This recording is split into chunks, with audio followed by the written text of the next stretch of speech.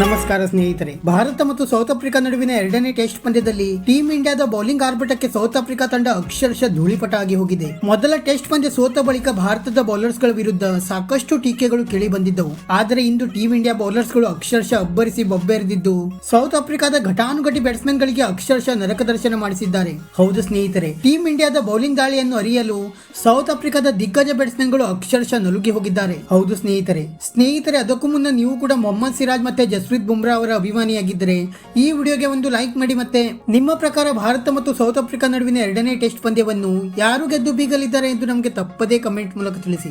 ಸ್ನೇಹಿತರೆ, south Africa ವಿರುದ್ಧ ಭಾರತ ತಂಡ ಮೊದಲ ಪಂದ್ಯ ಸೋತ ಬಳಿಕ ಇಂದು ಸೌತ್ ಆಫ್ರಿಕಾದ ಕೇಪ್ಟೌನ್ ನಲ್ಲಿ ಎರಡನೇ ಪಂದ್ಯ ಶುರುವಾಗಿದೆ. ಇಂದಿನ ಮಹತ್ವದ ಪಂದ್ಯದಲ್ಲಿ ಟಾಸ್ ಗೆದ್ದ ಸೌತ್ ಆಫ್ರಿಕಾ ತಂಡದ ನಾಯಕ ಡೀನ್ ಎಲ್ಗರ್ ಅವರು ಮೊದಲು ಬ್ಯಾಟಿಂಗ್ ಮಾಡಲು ಆಯ್ದುಕೊಂಡರು.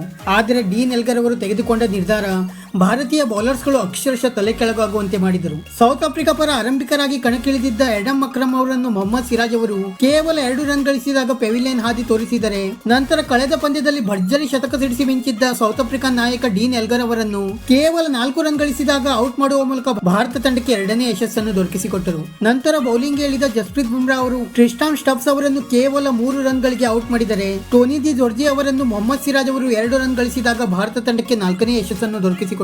ಈ ಹಂತದಲ್ಲಿ ಸೌತ್ ಆಫ್ರಿಕಾ ತಂಡ ಕೇವಲ 15 ರನ್ ಗಳಿಗೆ ಪ್ರಮುಖ 4 ವಿಕೆಟ್ ಗಳನ್ನು ಕಳೆದುಕೊಂಡು ಅಕ್ಷರಶಃ ಸಂಕಷ್ಟದಲ್ಲಿ ಸಿಲುಕಿತ್ತು.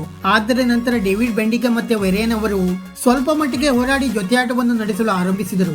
ನಂತರ ಮತ್ತೆ ಬೌಲಿಂಗ್ ಇಳಿದ ಮೊಹಮ್ಮದ್ ಸಿರಾಜ್ ಅವರು ಡೇವಿಡ್ ಬೆಂಡಿಗಮ್ ಅವರನ್ನು 12 ರನ್ ಗಳಿಗೆ ಪೆವಿಲಿಯನ್ ದಾರಿ ತೋರಿಸಿಕೊಟ್ಟರೆ, ಮಾರ್ಕೋ ಹ್ಯಾನ್ಸನ್ ಅವರನ್ನು ಸಹ ಖಾತೆ ತೆರೆಯುವ ಮುಂಚೆ ಔಟ್ ಮಾಡುವ ಮೂಲಕ ಭಾರತ ತಂಡಕ್ಕೆ 6ನೇ ಯಶಸ್ಸನ್ನು ದೊರಕಿಸಿಕೊಟ್ಟರು. ಅದ್ಭುತ ಬೌಲಿಂಗ್ ದಾಳಿ ನಡೆಸಿರುವ ಮೊಹಮ್ಮದ್ ಸಿರಾಜ್ ಅವರು ಕೇವಲ 9 ಓವರ್ಗಳಲ್ಲಿ 3 ಓವರ್ಗಳನ್ನು ಮೇಡನ್ ಮಾಡಿ 15 ರನ್ ನೀಡಿ ಪ್ರಮುಖ 6 ವಿಕೆಟ್ ಗಳನ್ನು ಪಡೆದು ಮಿಂಚಿದ್ದಾರೆ. ಮೊಹಮ್ಮದ್ ಸಿರಾಜ್ ಅವರ ಆರ್ಭಟದ ಬೌಲಿಂಗ್ ಮುಂದೆ ಸೌತ್ ಆಫ್ರಿಕಾದ ಘಟಾನುಘಟಿ ಬ್ಯಾಟ್ಸ್ಮನ್ ಗಳು ಅಕ್ಷರಶಃ ನಲುಗಿ ಹೋಗಿದ್ದಾರೆ. ಸದ್ಯ ಸೌತ್ ಆಫ್ರಿಕಾ ತಂಡ ಕೇವಲ 45 ರನ್ ಗಳಿಗೆ ಪ್ರಮುಖ 7 ವಿಕೆಟ್ ಗಳನ್ನು ಕಳೆದುಕೊಂಡು ಅಕ್ಷರಶಃ ಸಂಕಷ್ಟದಲ್ಲಿ ಸಿಲುಕಿಕೊಂಡಿದೆ. ಸದ್ಯ ಭಾರತ ತಂಡ ಈ ಪಂದ್ಯದ ಮೇಲೆ ಪೂರ್ತಿ ನಿಯಂತ್ರಣವನ್ನು ಸಾಧಿಸಿದ್ದು, ಈ ಪಂದ್ಯವನ್ನು ಗೆದ್ದು ಸರಣಿಯನ್ನು ಸಮಬಲಗೊಳಿಸುವ ಎಲ್ಲಾ ಸಾಧ್ಯತೆಗಳು ಕೂಡ ಕಂಡು ಬರುತ್ತಿವೆ. ವಿಡಿಯೋ ಇಷ್ಟ ಆಗಿದ್ದರೆ ಲೈಕ್ ಮಾಡಿ ಮತ್ತೆ ಚಾನೆಲ್ ಅನ್ನು ಸಬ್ಸ್ಕ್ರೈಬ್ ಮಾಡಲು ಮರೆಯಬೇಡಿ.